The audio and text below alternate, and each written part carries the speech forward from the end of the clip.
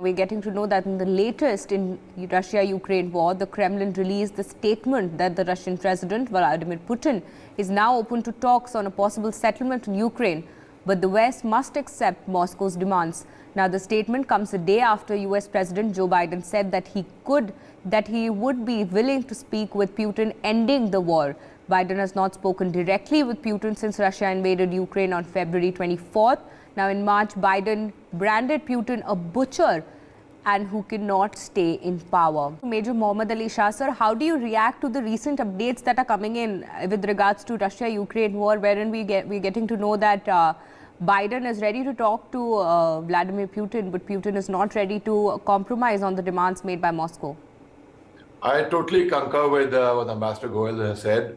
Yes, and and again, there have been messages from Russia, in fact, from Kremlin. The Kremlin spokesperson Dmitry Peskov said that their president Putin is very much open to negotiations. He was, he is, and he will be. So they are also keen to end the war. At the same time, the European Union tentatively they have passed a kind of a resolution where they have price cap so that funds don't reach Moscow much. They don't have much money, so they have put a price cap of $60 a barrel, which for the seaborne oil which Russia would be sending out, so that the money is curbed, so that it is not, and also there's not been any energy, any power, electricity, water. So in the biting cold, imagine if there's no gas coming which to heat up your house.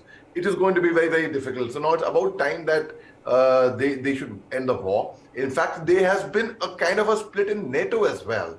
Earlier, the NATO countries were all together united, but now slowly and gradually, President Putin is trying to get divided the NATO. Like, for example, I'll give you on 13th of November, when there were two missiles which fell on Poland, and Ukraine said, no, it was made in Russia, the missiles. But NATO itself said, no, these missiles were Ukraine missiles, and perhaps this was speculated again by a lot of people that President Zelensky had got these missiles fired in Poland so that the NATO countries attack Russia. So now when Joe Biden comes forward, and in fact in March he had called the President Putin a butcher, in fact. So when the Western powers, they come forward and they say, okay, now it's about time for negotiation. But ultimately, I'll be very, very honest, it's been Israel, Turkey, India, to a great extent, which came forward, which spoke peace. In fact, because of India, there was a ceasefire, there was a humanitarian corridor given.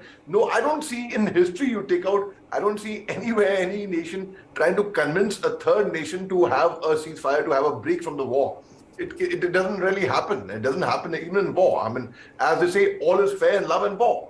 So in war, it just doesn't happen where there is a ceasefire, but India could manage to convince this. Now, when President Joe Biden comes forward and says that there should be peace, I really do not know how far it will go and how far are the talks will go on. But most certainly, both the sides want to end the war somewhere, but they don't want to expose it that they want to end the war. Russia is firing missiles, UAVs, and in fact the Bakhmut, Bakhmut is the town which is being heavily targeted by the Russian artillery fire in Ukraine. At the same time, southern Kherson and Zaporizhia regions, they have been attacked big time. And at the same time, America refuses to give recognition to areas which Russia has annexed in Ukraine by this time, because they do not want the war to extend. So let's see how and well, if President Putin actually comes down to the table and actually talks peace, it would be a golden thing, which would be the entire world will rejoice. In fact, I can tell you, the entire world, people who are not affected, everyone is affected firstly. So people who are sitting far-flung will also rejoice in case it's about time, in case the war does come to an end, Fida. All right, Major Shah. Now